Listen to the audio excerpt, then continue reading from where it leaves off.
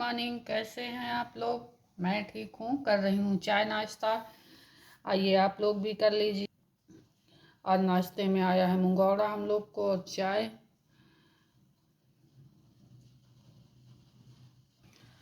आप लोग भी कर लीजिए। मेरा पूजा पाठ हो गया है नहा धो के, और अब आराम से बैठ के कर रही हूँ नाश्ता। और हस्बैंड मेरे कर चुके हैं। अभी बिटिया नहीं उठी है क्योंकि बिटिया को फीवर आ रहा है, तो वो अभी नहीं उठी है। अभी उठेगी थोड़ी देर में।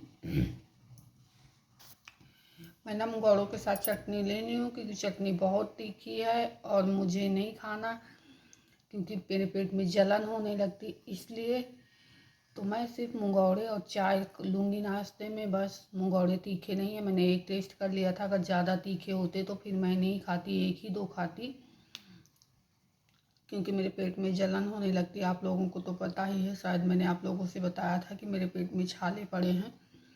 जब मेरे सोनोग्राफी हुई तब पता चला कि पेट में छोटे छोटे छाले हैं। नहीं तो मुझे जलन होती थी, तो मैं सोचती थी कि पता नहीं क्यों मुझे खाने के बाद तुरंत ही जलन होने लगती है। फिर जब सोनोग्राफी में आया तो डॉक्टर ने बताया कि आपके पेट में छाले हैं, उसकी दवाइयाँ चल रही हैं। अभी बिल्कुल मुझे आराम नहीं लगा है। अब देखो कब तक दवाइयाँ खाना पड़ेगा अभी, क्योंकि डॉक्टर साहब को फिर से मैंने दिखाया भी नहीं है।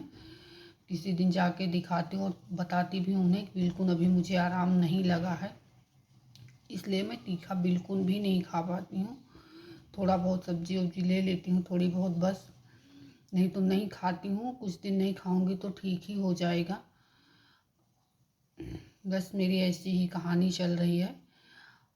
और क्या बताऊँ आप लोगों से। आप लोग बताइए कैसे हैं, क्योंकि अब आप लोग कमेंट भी नहीं करते हो और मेरी वीडियो भी नहीं देखते हो, तो कमेंट करिए। मैं तो अपना हाल रोज़ आप लोगों से बता देती हूँ। आप कैसे हो, क्या कर रहे हो, कमेंट में बताओगे, मुझे भी अच्छा लगेगा।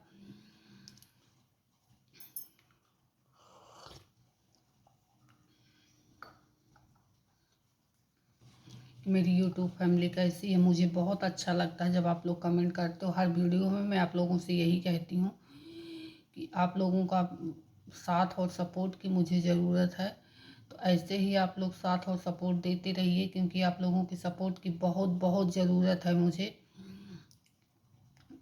और मेरे हस्बैंड की हालत तो आप लोग देखते ही हो कि कैसी उनकी हालत रहती है। कभी ठीक रहते हैं, कभी नहीं रहते, हम लोग ऐसे ही रहते हैं। और हस्बैंड का ना तो परसों इनको मैं लेके आ रही थी तो रोड पे ये गिर गए। इनको चक्कर आया डायलिसिस के बाद, और बोले कि मेरे को बाल कटवाना है, काफ़ी बड़े इनके बाल हो गए हैं।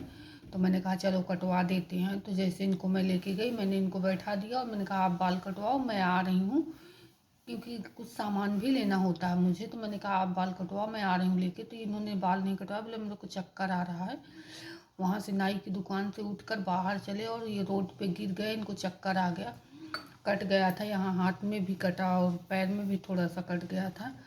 तो जैसे ही मैं आई, मेरी दाईं आँख फड़कने लगी। मैं वहाँ से तुरंत भाग कर आई, मैंने सामान नहीं लिया। मैंने कहा पता नहीं क्यों मेरी आँख बहुत फड़क रही है। और जैसे आके देखा तो मेरे हस्बैंड रोड पे गिरे पड़े थे। मैंने जल्दी से उनको उठाया और बोला क्या हुआ। तो बोले कि कुछ नहीं, मुझे चक्कर आ गया था इसलिए मैं गिर गया। तो ऐसे ऐसे हादसे मेरे साथ होते हैं। तो मैं क्या करूं, सच में कभी कभी मुझे बिल्कुल समझ में नहीं आता है कि मैं क्या करूं, कैसे करूं, कुछ नहीं समझ में आता।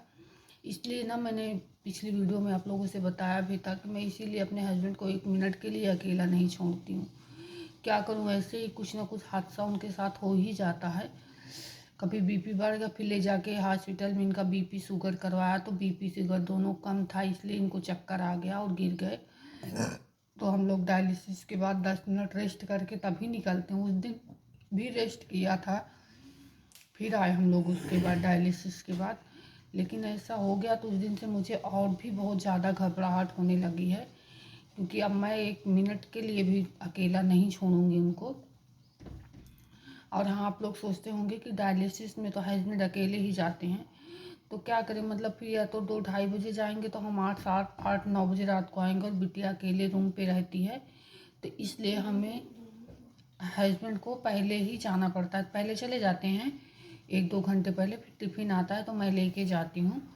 तो इसलिए हस्बैंड को पहले भेज देती हूँ, और वहाँ वो लोग भैया लोग रहते हैं, बोल देते हैं कि आप परेशान मत होइए, हम देख लेंगे इनकी। तो इसलिए थोड़ा लगता है कि हाँ चलो कोई है देख लेगा। इसलिए पहले भेज देती हूँ, नहीं तो मेरी इच्छा तो बिल्कुल नहीं होती है। फिर रात में हम लोगों को आने में भी प्रॉब्लम होती है, और मतलब यहाँ बिटिया भी अकेली रहती है, बहुत सारी प्रॉब्लम है, इसलिए पहले भेजना पड़ता है। क्या करूँ, और नहीं तो मेरा मन तो बिल्कुल नहीं करता कि मैं अकेले भेजूँ, पर ये बोलते हैं कि ऐसे चले जाते हैं तो ठीक रहता है, नहीं तो फिर बहुत टाइम लगता है, इसलिए पहले भेज देते हैं। बाय।